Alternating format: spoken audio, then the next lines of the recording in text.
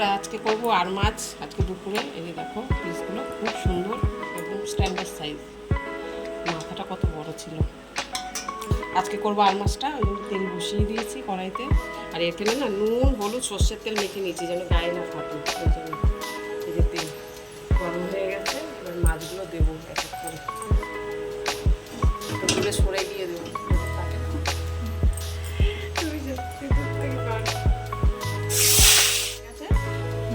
এবার আলুগুলো ওই তেলেই ভেজে নেবো। আমি একদম হালকা পাতলা করবো বন্ধুরা, কারো সমস্যা হবে না। বড় করবো না, পেঁয়াজ রসুন কিচ্ছু দেবো না। আদা ভাজা হয়ে যাক, তারপর এগুলো ভাজা হয়ে গেছে, এবার তুলে নিলাম। তুলে দেবো সাদা জিরে আর তেজপাতা। এখানে মশলা নিয়েছি জিরে বাটা, কাঁচা লঙ্কা বাটা, টমেটো কুচি, লঙ্কার গুঁড়ো, লবণ আর হলুদ। এবার সব দিয়ে দেবো।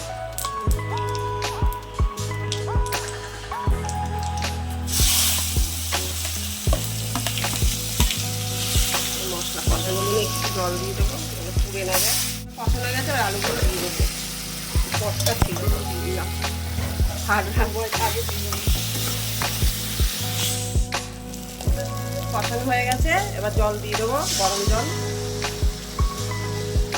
দিয়ে এবার 10 মিনিট পরে বন্ধুরা আসছি। এটা ফুটে জল ফুটে গেছে, মাথাটা আমি আগে একটু দিয়ে দিয়েছি। এবার মাছগুলো দিয়ে দেবো। এই যে সব মাছগুলো দিয়ে দিলাম, দিয়ে 5 মিনিট ফোটাচ্ছি, তারপরে আসছি। বন্ধুরা রেডি হয়ে গেল মাছ, আর মাছের রসা হয়ে গেল। আর মাছের রসা, গরম মশলা দিয়ে দিলাম, এই যে